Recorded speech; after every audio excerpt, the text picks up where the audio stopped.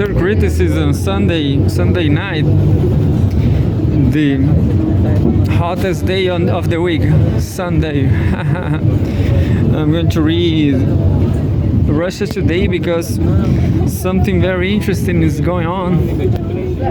I mean, something interesting happened in Alaska. I'm going to try to see what happened 2 days after the meeting.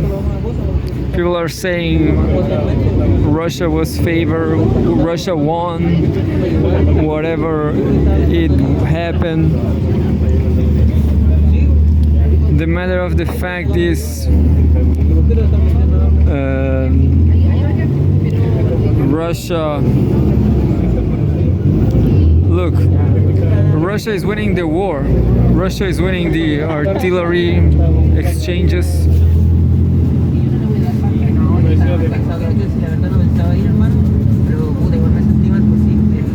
So here we go, August 17th, 11 days, 10 days for my submission to master degree anthropology in Brazil. Wish me luck. August 17th, 2025. Home, Russia and former Soviet Union. Silence or secrecy? What Putin and Trump didn't say in Alaska. Blockbuster without an ending. The Alaska Summit and what comes next. By Vitaly Ryumshin, journalist and political analyst.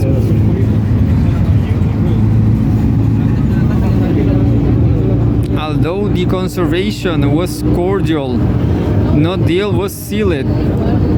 That was the essence of the Alaska Summit between Vladimir Putin and Donald Trump. The meeting on Friday appeared warm and friendly, at least judging by the footage. Yet instead of agreements came a perfunctory press conference. I didn't know this word. Perfunctory. A canceled lunch and little clarity about what was actually achieved. Neither participants nor quote-unquote insiders have disclosed specifics. What is known is that Putin and Trump agreed on most parameters of a peace deal, with a few unnamed sticking points. Preliminary truths may have been discussed. Territorial exchanges were not. The Americans still hope to pull Ukraine's Vladimir Zelensky into the process with a trilateral summit. But no dates have been set. Nor was a follow-up meeting between Putin and Trump confirmed. By asking, quote-unquote, next time in Moscow, Putin drew a smile, but Trump dodged, noting only that he will face heavy criticism if he went. Silence or secrecy?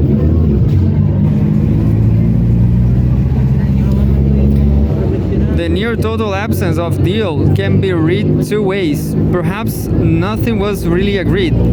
The agenda slimmed down from the start might suggest that.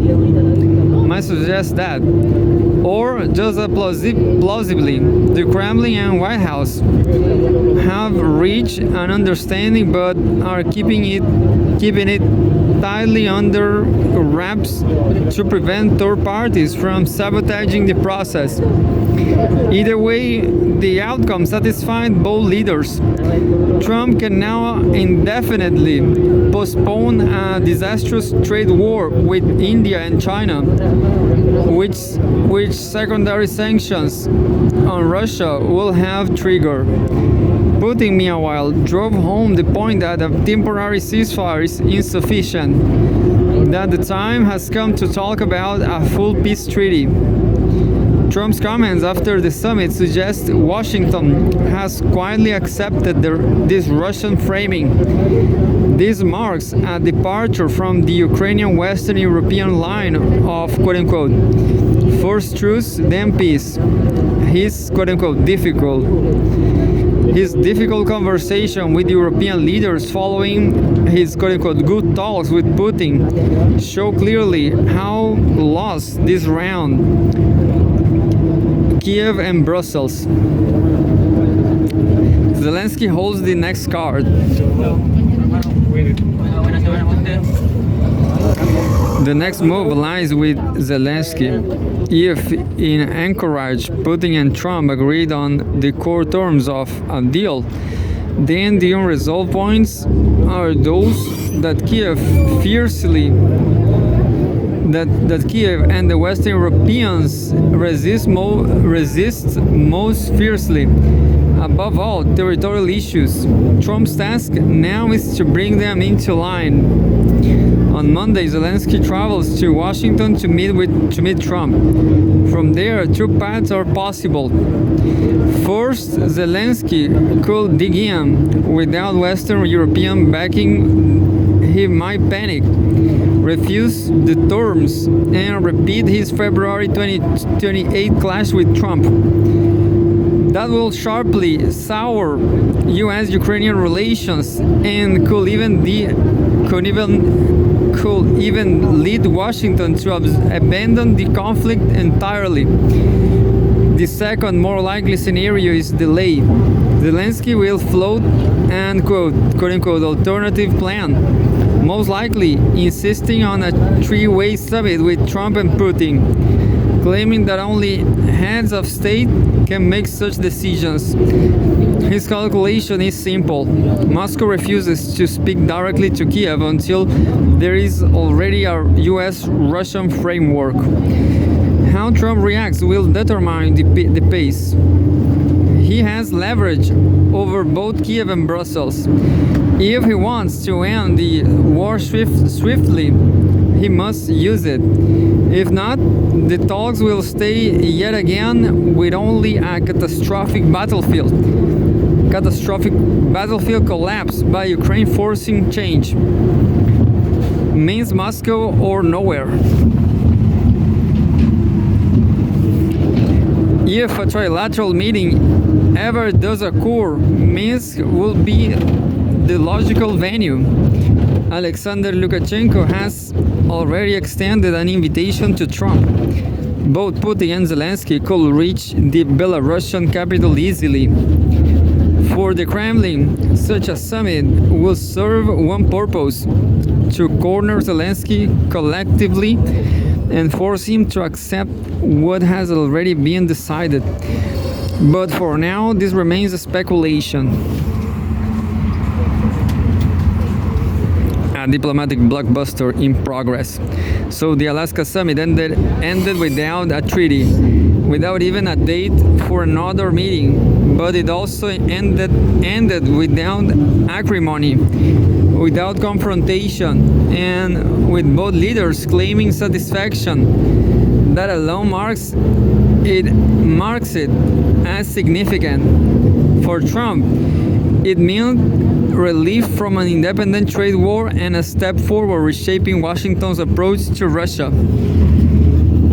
For Putin, it signaled that the US president is willing to bypass Western Europe and move directly to the question of peace. As ever, the decisive variable is Zelensky. Trump has placed the future of negotiations in his hands, but Zelensky, boxed by Western European partners and by his own political survival, may prefer to stall. If he resists, US-Ukrainian ties will suffer. If he hesitates, Washington may move on without him. Either way, the Alaska summit was not an end, but a beginning. The first act in what promises to be a long and unpredictable diplomatic blockbuster.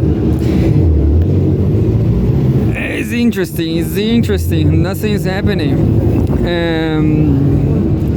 Russia Today, EU leaders to join Zelensky in US after Trump thwarted their plans. Build what? I don't know what's build. The visit follows a summit in Alaska between the presidents of Russia and the US on resolving the Ukraine conflict. And there's a photograph of Zelensky and somebody from Friedrich Merz, German Chancellor. What is not Stoltenberg, Scholz, Olaf Scholz, and Ukraine's Vladimir Zelensky. Well, German Chancellor Friedrich Merz and Ukrainians Vladimir Zelensky. Ukraine's Vladimir Zelensky will arrive in Washington on Monday for talks with US President Donald Trump, accompanied by EU top brass. German outlet Bild has reported, there's a Bild German outlet.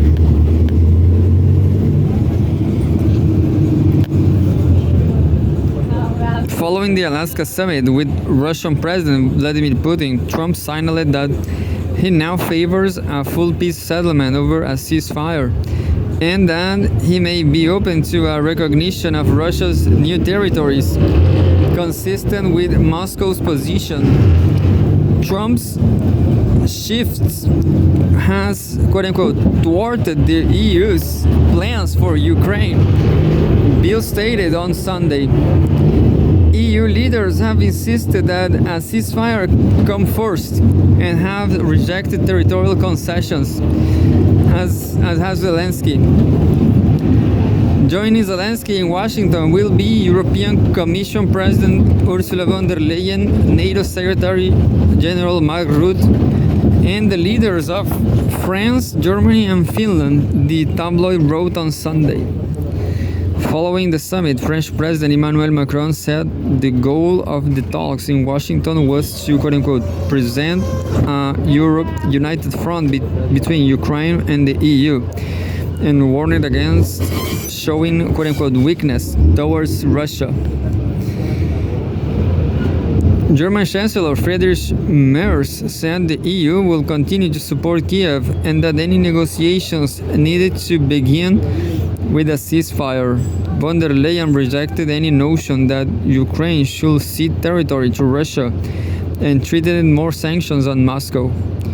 Finnish President Alexander Stubb is going to Washington to, quote-unquote, help prevent any flare-ups between Trump and Zelensky and convince the US president to include Europe in any further talks, end quote. Politico reported.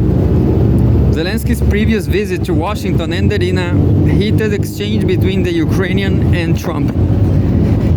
Ukraine's backers in the EU are, quote-unquote, in a panic following the Alaska summit. Russian economic envoy Kirill Dmitriev, who was part of Moscow's delegation, has said. Putin reiterated on Saturday that any settlement on the Ukraine conflict should eliminate its root causes. Moscow insists that for lasting peace to be achieved, Ukraine should renounce its NATO ambitions, demilitarize and recognize the current realities on the ground. I will try to read just one more, but there's not much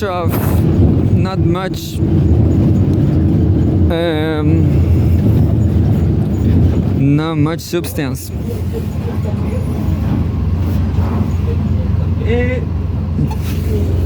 August 17, Russia ready for concessions and on quote-unquote land swaps with Ukraine, Witkoff said. US President Donald Trump's special envoy has claimed that Moscow made a significant shift in its demands during the Alaska summit. And there's a photograph. US President Donald Trump's special envoy, there's Witkoff there. Russia is now ready to make certain concessions as part of quote-unquote land swaps with Ukraine. US President Donald Trump's special envoy, Steve Witkoff, has claimed Trump will be meeting with Ukraine's Vladimir Zelensky and several Western European leaders at the White House on Monday in a bid to work out a peace deal between Moscow and Kiev. On Friday, Trump held held talks with his Russian counterpart Vladimir Putin in Anchorage, Alaska, with the president expecting cautious optimism that progress was made towards a resolution of the Ukraine conflict.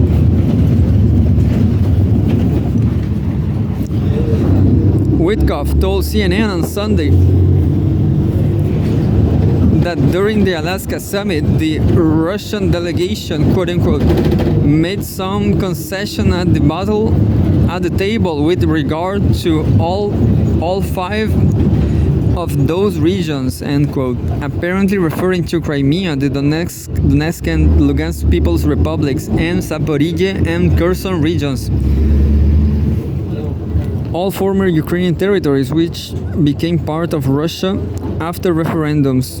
According to the US official, the Kremlin appears ready to conduct quote-unquote land swapping with Kiev, with the current front line serving as the starting point in at least some areas. Witkoff said that Moscow's demands had undergone a quote-unquote significant shift toward quote-unquote moderation.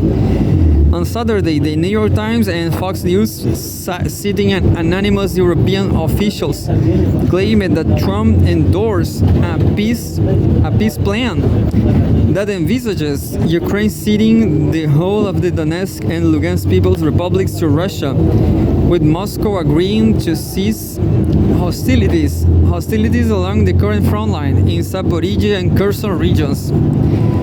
The Kremlin has yet to comment on any such conditions. Officially, Moscow continues to insist that Ukraine recognize Crimea, the DPR and LPR, as well,